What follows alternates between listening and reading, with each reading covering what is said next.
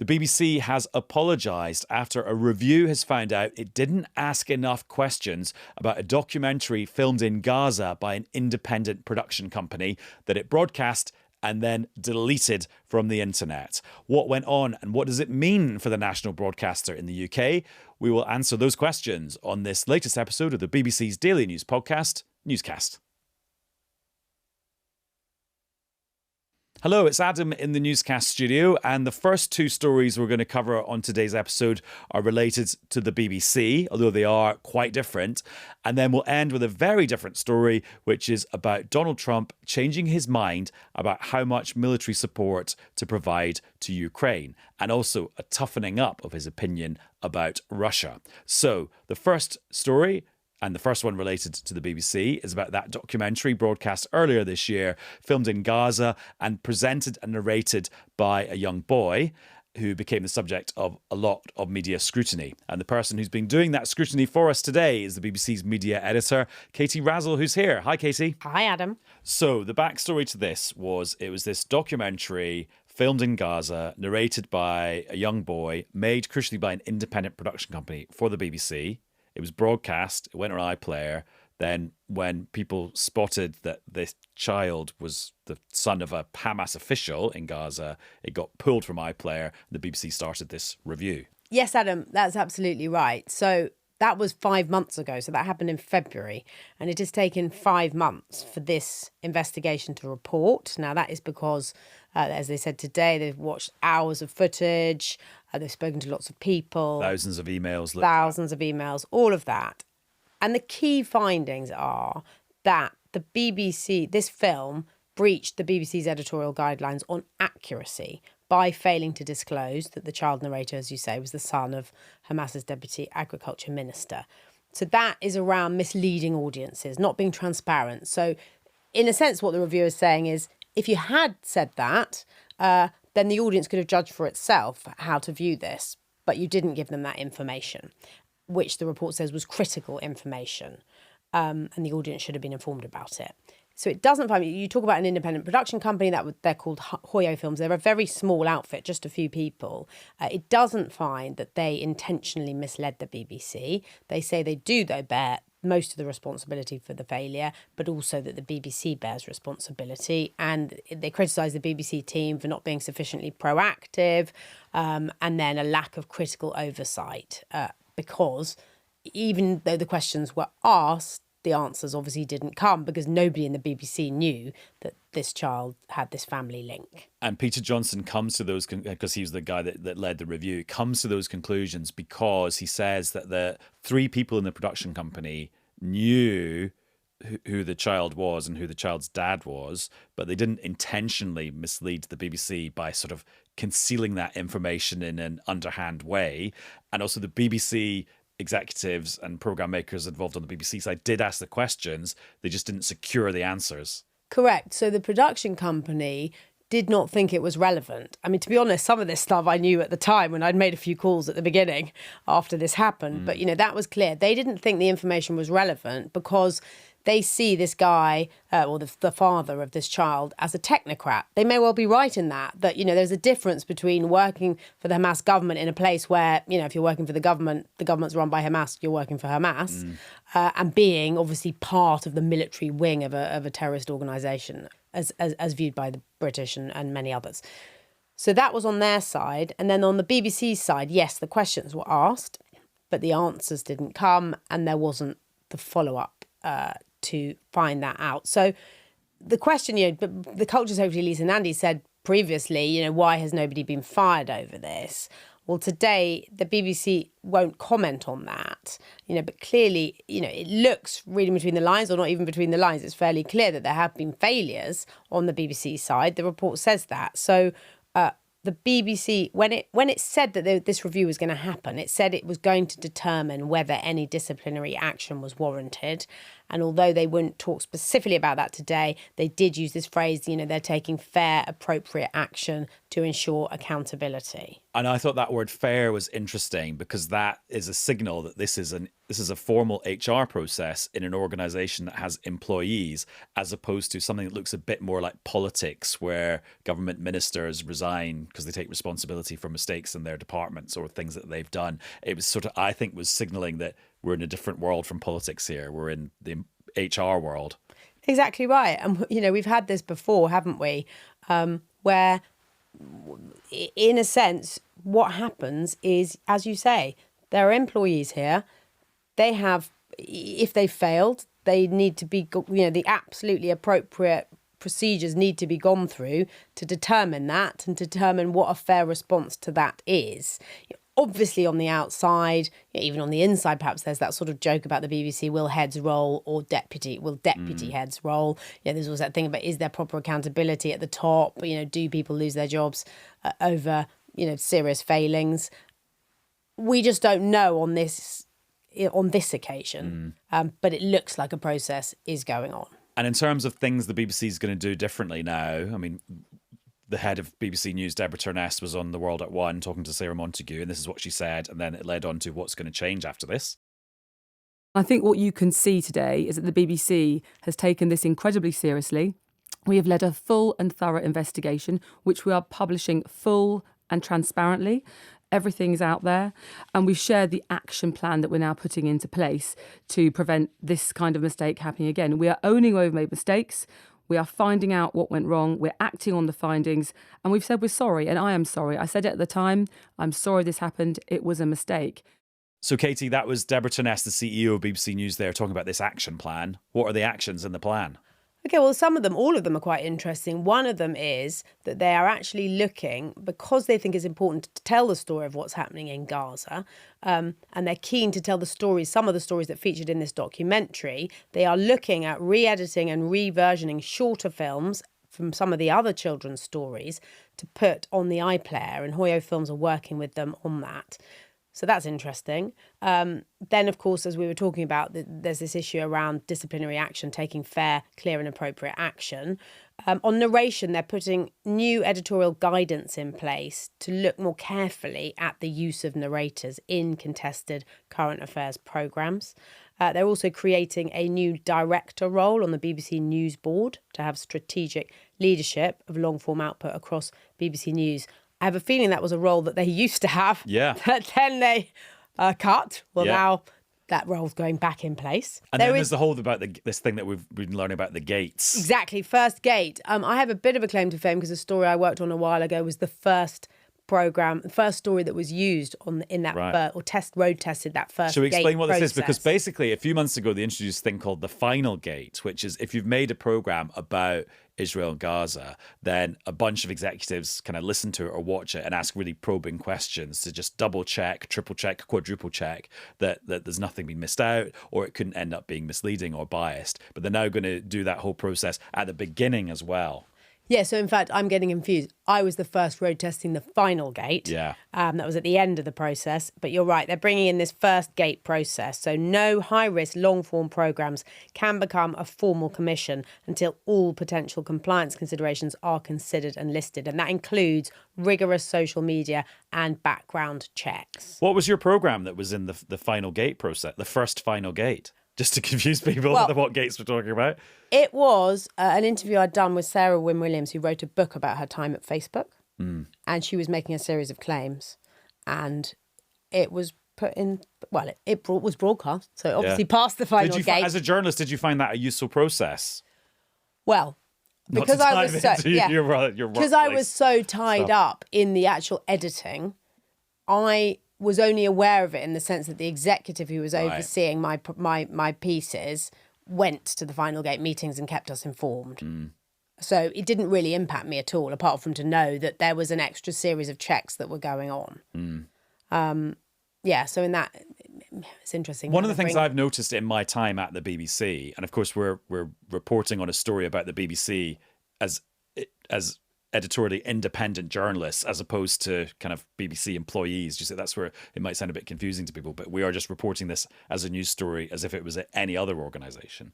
But one of the things I've noticed about being a journalist here at the BBC is in the early noughties, programmes and journalists kind of just worked much more on their own and used their own judgment within the BBC editorial guidelines. But over the years, as the media has changed, as the kind of stories we do change, as scrutiny changes, as mistakes happen and new procedures get put in place, there's a lot more kind of centralization of the production. Like different programs, different bits of the organization talk to each other a lot more, and people are brought in to double check, triple check people's work. But that being said, that is why it is still entirely astounding that this programme that went out on BBC Two, it was put on the BBC's internal, what was called managed risk programme list.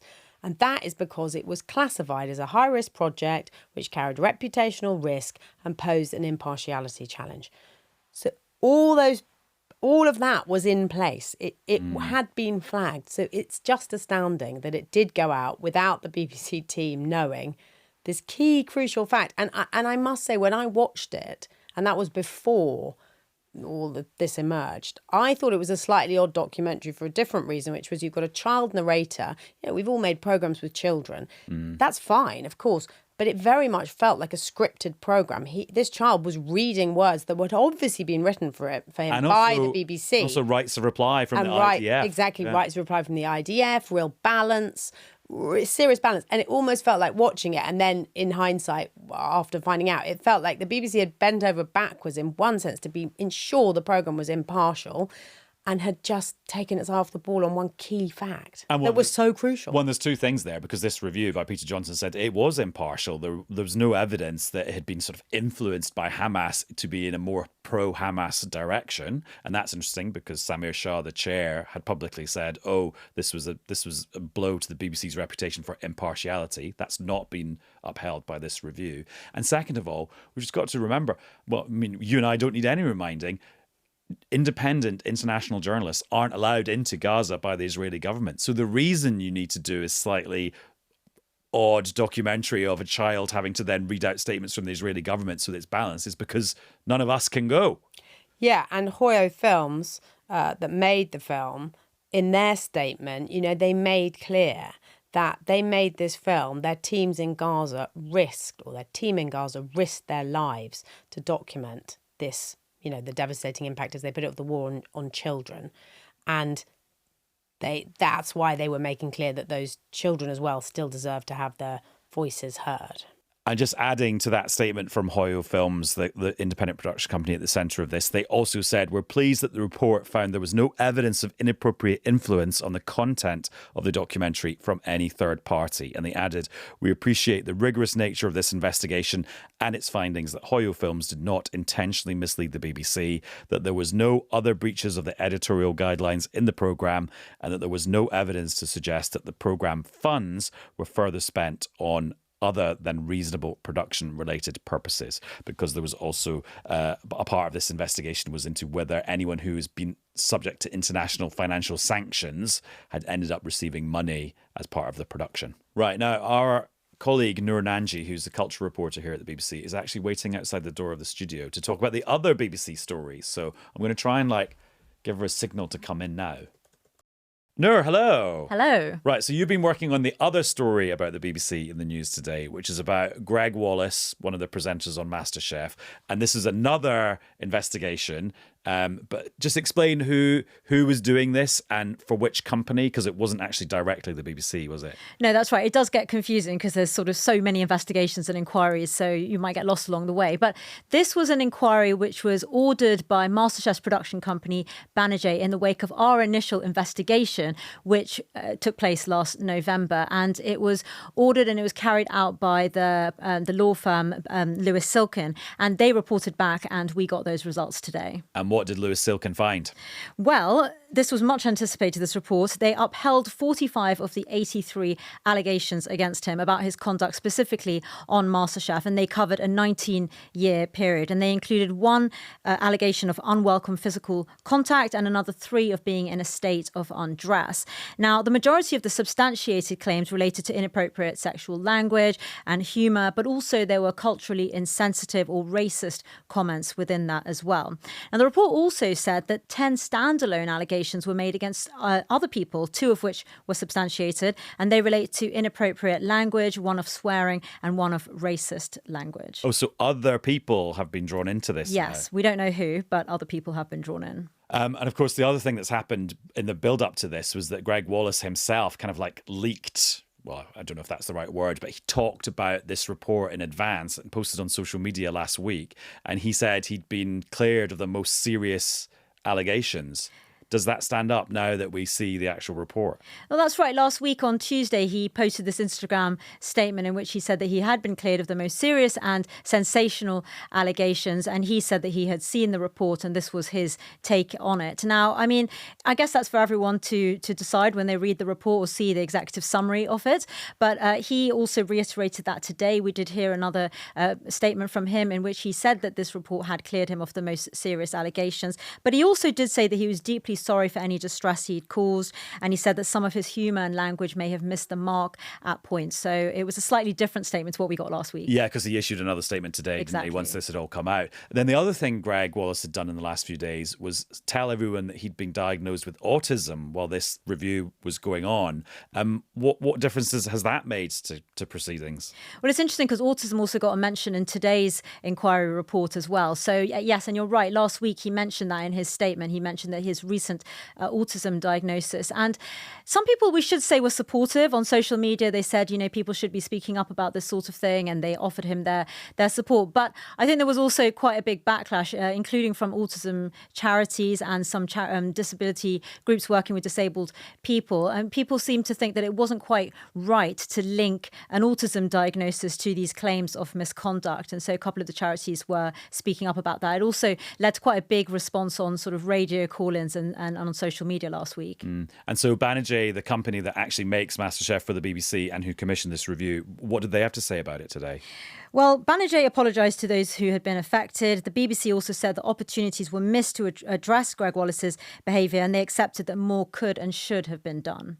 And the BBC's take on all of this? Well, I mean, that is their take on it, really. So I think they accepted it, which I think is, you know, is interesting. They said that there were opportunities that had been missed. And I think that kind of goes back to the fact that the investigation team did find evidence that over this period that they were investigating, 6 complaints were raised with the production company and 6 with the BBC. So I think that is what that response is in response to. You know, people have been speaking out more widely about the TV production world and sort of the whole world of TV in relation to these allegations. And I think that one thing that really came out was the freelancers and the fact that this industry is so dependent on freelancers, the creative industries, and how for them it's the precarious nature of the work that they're doing means it's very hard for them to speak up. And that's something that we've heard a lot of people saying, including the trade union BECTU. And I think that's something that in the coming days we'll hear more about, because it's clearly been a factor in why lots of people felt that they couldn't speak up. And is it true that there's a series of MasterChef with Gregg Wallace in it, sort of sitting on a shelf somewhere at the moment? Yeah, that's right. So as we understand it, there was a series that was filmed with Gregg Wallace last year prior to these allegations emerging. And that has not yet been seen, hasn't been released. And for the BBC, and, you know, it's a difficult decision because on one hand, they could show it. But we've been hearing from some of the people and the women who've spoken up, and they've said that they would be very upset if that happened. On the other hand, they could shelve it. But of course, they've got a responsibility to all the amateur chefs who are on it, for whom something like that can be life-changing. And I suppose the third option that's being floated is, could they just put the whole thing on iPlayer? That's possible, but, you know, that isn't necessarily the best outcome anyway. And we've seen recently with the likes of Bob Villan and Glastonbury that iPlayer and streaming isn't necessarily a way of getting out of things. Yeah. And Katie, I mean, this is an impossible question to answer, but I'll ask it anyway and see how you want to approach it. But I mean, at the start of the day, this looked like a real moment of drama for the BBC, and you could see the newspapers, for whatever reason, speculating, oh, will the Director General, Tim Davie, survive all of this? How does it feel now that we're at the end of the day and we've seen these 2 big pieces of work?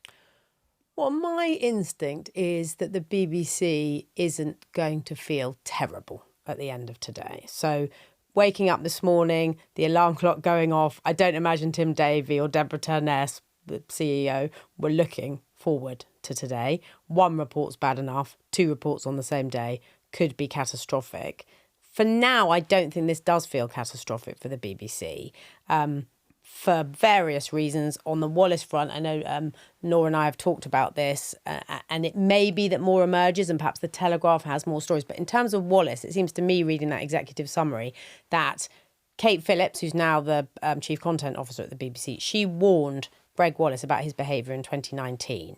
And according to that report, since then, any of the allegations that have been made, none of them were escalated to the BBC. So in that sense, the BBC can tell a story which is, we didn't know about anything else. Now, more may emerge and that may not be the case, but at the moment, that's how that feels.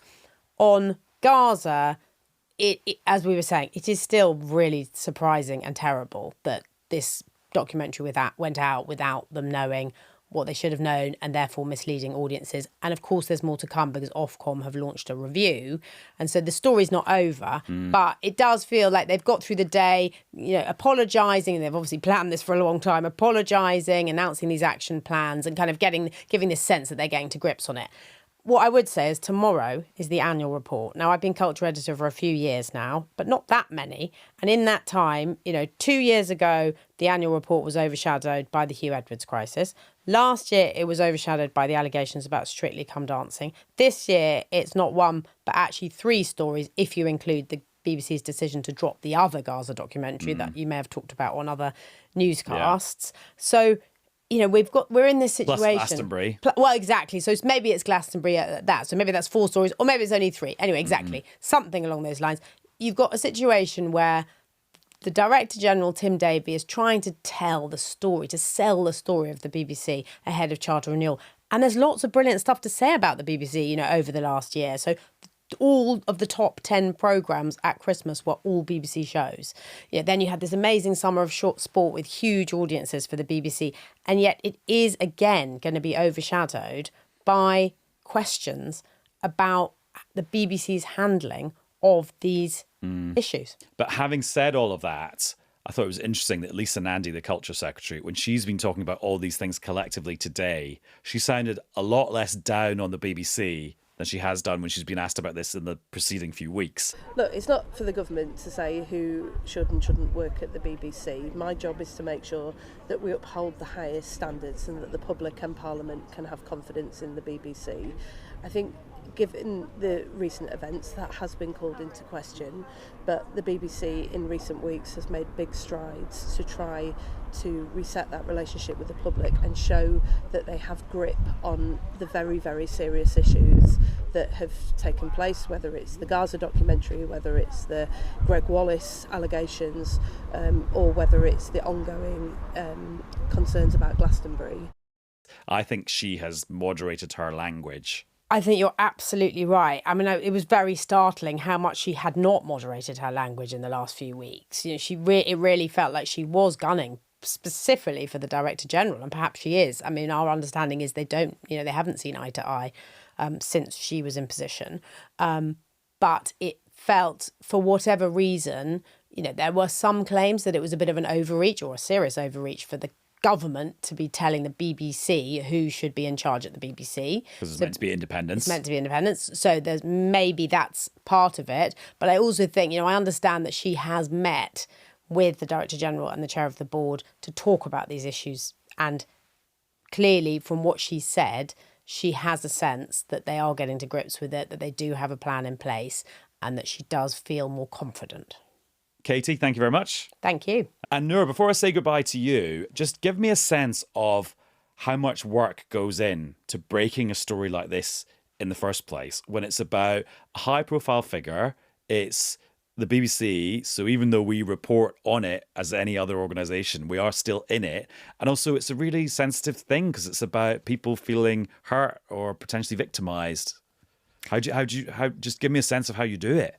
It was hard work. I mean, we started hearing these allegations pretty much a year ago, exactly. It was last summer. And it started off very slowly, but we started digging into it, myself and my colleague Felicity Baker. But a lot of the people were very nervous about speaking up because, as we talked about earlier, a lot of them were freelance in the industry, felt that if they complained, they would get a black mark against their name. So persuading them to speak up was tough. Then you have the issue, of course, it is a BBC story. Now, BBC News is editorially independent from the wider corporation, but it's still, we are still part of the BBC. So there is that element. And it took a lot of time. It took a lot of patience, going around, meeting people, traveling to build up their confidence and persuading them to share their stories. And eventually, when we got towards the end of last year, we spoke to Kirsty Walk, who was prepared to share her story. And I think that was a really important moment in this investigation because she gave a face to the story in a sense that she was prepared to go on the record about it. And then it snowballed. And then it snowballed because then we broke the story in November. Then people started coming out of the woodworks with their allegations. And we followed up and we continued going. And earlier last week, we reported that another 50 people had come forward with further allegations. And not only was the magnitude relevant there, but also it was the significance of what they were talking about. We had allegations of inappropriate comments, but also groping and touching.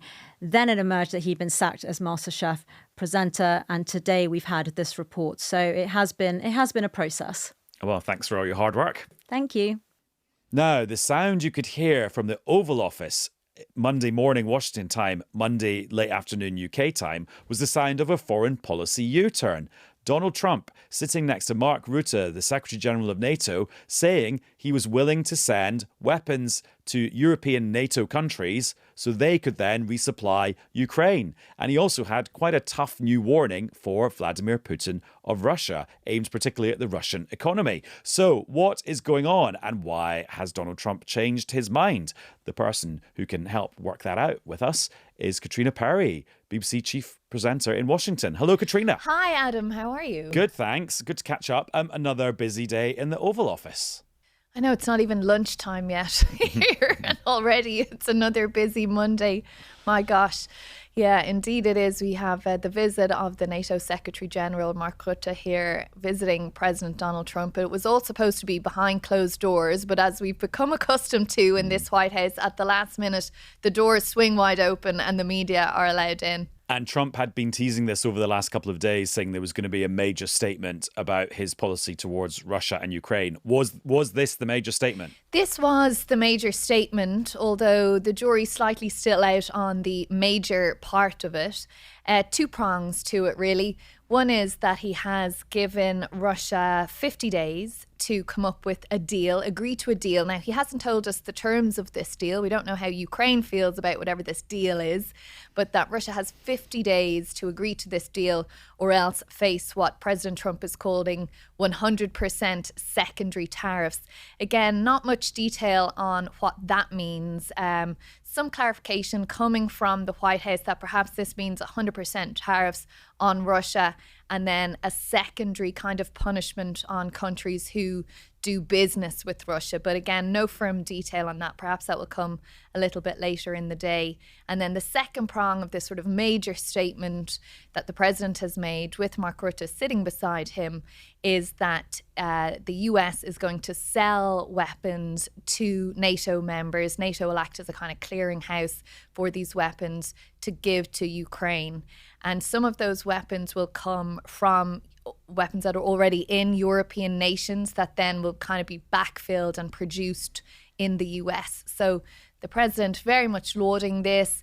It allows him to stick to those campaign promises that he made of, I'm not sending anything extra to Ukraine, because technically he's not. These weapons are being bought from the US. And in order to get them to Ukraine as quickly as possible, because as we know and as we heard from President Zelensky and the allies gathered in Rome last week, they need those things immediately. He says he needs 10 Patriot missiles immediately. So some of these will come from weapons that are already in European nations or already on order for European nations. And then the US will backfill them. But crucially, the US won't be, as the president said, paying anything towards this. The money will all come from European nations. And that is a way of doing things that had been used previously in this conflict. Now, let's have a little listen to how Trump put some of that himself with Mark Rutte sat next to him in the Oval Office. And I'm disappointed in President Putin because I thought we would have had a deal 2 months ago, but it doesn't seem to get there. So based on that, we're going to be doing secondary tariffs if we don't have a deal in 50 days. It's very simple. And now, Katrina, you mentioned the Patriot anti-missile system there. Do we have any sense of just how lethal the kit Trump will be sending to NATO allies to then send on to Ukraine might be? No, but he did use the word lethal himself about what will be sent. But again, we didn't get any hard details on that. The president basically said something along the lines of everything, all that they want, everything that they want. But again, it's NATO that will kind of act as the clearinghouse from this. But he seemed to suggest that essentially whatever was on the Ukrainian order book would be delivered, and it would come from European nations or come from the US, but paid for by European nations. I mean, to me, on the surface of it, this seems like quite a big kind of pro-Ukrainian tilt from Trump. Absolutely it is. If you contrast it to where he was when he came into office, we remember, of course, that absolute car crash meeting with President Zelensky in the Oval Office and all the sentiments that we heard from President Trump in those early days, you know, not calling President Putin an aggressor, calling him a competitor, suggesting that perhaps it was Ukraine that had started this war, which of course clearly it wasn't, and all of that language. And you get to today and President Trump saying he's disappointed in President Putin, saying basically he doesn't trust him anymore. He said he felt a deal was on the table 4 times. He spoke about how he has these what he calls really warm conversations with President Putin, great conversations. He thinks he's a great guy.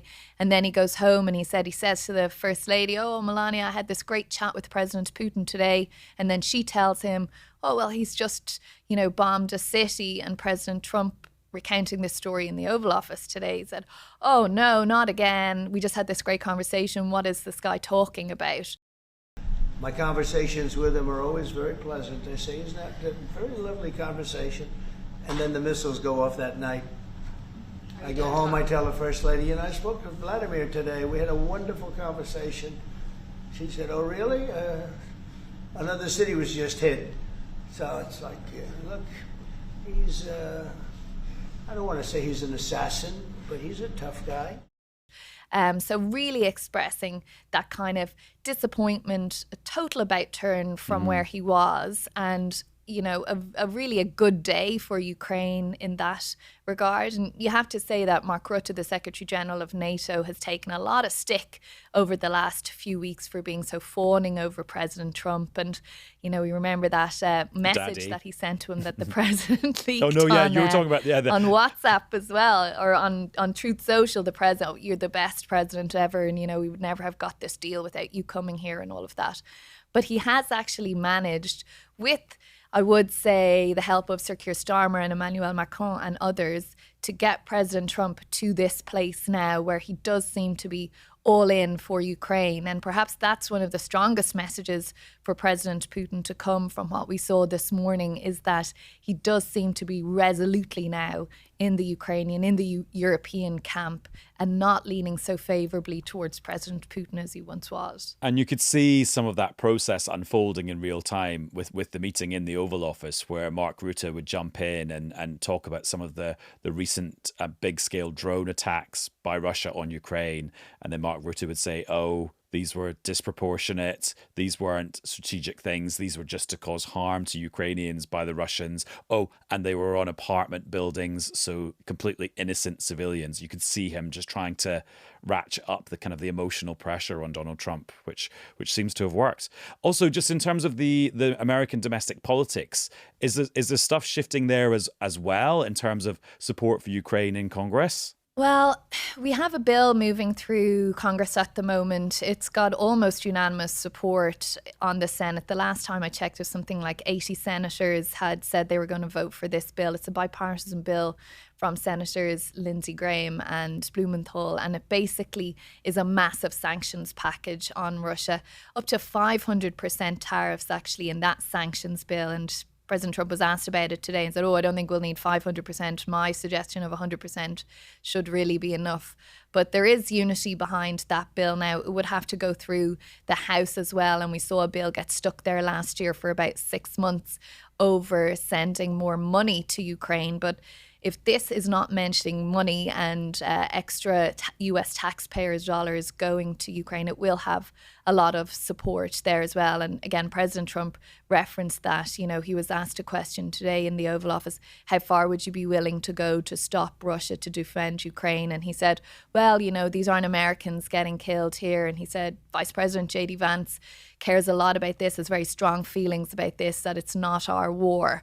But at the same time, it's in our interests to have a strong Europe. But he does seem to be of the opinion that what he's announced today with Mark Rutte would make there really be no need for that sanctions bill that's moving through the Hill. And you alluded to it earlier in our conversation, Katrina, but Trump's got to be careful about his base, the MAGA supporters across the United States who don't want him getting entangled in what they would see as unnecessary wars from an American point of view. And that's the same sort of balance he had to strike with the military action against Iran a few weeks ago. Absolutely. He's campaigned on this. He speaks about it regularly. He made a reference to it in his inaugural address on the 20th of January, that the US would not be getting in wars about other people's borders, was kind of how he described it. And he says this a lot. And there is no great sympathy amongst the American people for their tax dollars being spent on wars in foreign countries. That is not what they're asking President Trump to do. And that's why, as you're mentioning, the strikes on the nuclear sites in Iran was potentially so controversial. But President Trump managed to actually navigate that quite well. There wasn't serious blowback to that. It was over pretty quickly. I think if it had sort of gone in, you know, a second week after dropping those strikes, things might have been different. But he has managed to navigate that quite well. And I think we'll see, again, stressed, you know, he'll stress repeatedly, there's no American money involved here. In actual fact, we're getting paid for this. I mean, a Patriot missile is about $1 billion or something. So he's also spinning this as like, oh, this is a great thing for the American economy. Right, last point. Phone calendars out, 17th to 19th of September. Get the hats out. Yes, exactly. It's been confirmed that those are the dates, of course, for the second state visit of President Trump to the UK. He's very excited about that. We remember how excited he was when Sir Keir Starmer took the envelope out of his pocket in the Oval Office, that letter from King Charles inviting Donald Trump over. He will have been watching very intently the visit by Emmanuel Macron. Last week we saw the fabulous banquet and all the pomp and ceremony, which we know that this president really likes, and he still always talks about the visit that he paid to the late Queen. So this will be an exciting one, all right. And I think you can expect quite the entourage to be travelling with President Trump to the UK as well. And that, of course, is when Parliament is on its summer recess. So there's no chance of there being an argument about Trump addressing Parliament. Oh, except hang on, there already has been with some of Trump's UK supporters, people like Nigel Farage saying maybe Parliament should be recalled early from its summer holidays so that Donald Trump would have a chance to speak to MPs. And then you get the opponents of Trump, like the Lib Dems, saying, well, if Trump's being invited, maybe Mark Carney, the Canadian Prime Minister, should be invited too. So there's still some domestic politics around that. We haven't managed to avoid the discussions about it, even if the powers that be have managed to avoid any kind of awkward moments. Katrina, there's plenty of time still to come, though. Oh, exactly. For those chats. Katrina, great to catch up. Thanks for making your state visit to Newscast this week. Talk soon. And here are some other important dates for your diary, which are coming up sooner. It's the 4th to the 8th of August. That is when Newscast is going to be recording episodes in front of a live audience at the Edinburgh Fringe. Now, tickets for Monday and Friday's episodes have gone, but that means they are still available for Tuesday, Wednesday, and Thursday. And if you fancy coming to see us in Edinburgh, although please don't go massively out of your way, then the ways to get the tickets are in the episode description of this episode, and it will be lovely to see you. And if you can't make it or you can't get tickets, or there's no tickets for the day that you want to go to, don't worry, we'll be putting the episodes in the podcast feed so you can still join in. And also just send us messages in advance and I'll try and read them out. Anyway, that's it for this episode, which very much did not have a live audience, just you listening wherever you are. But we'll be back with another one very soon. Bye-bye.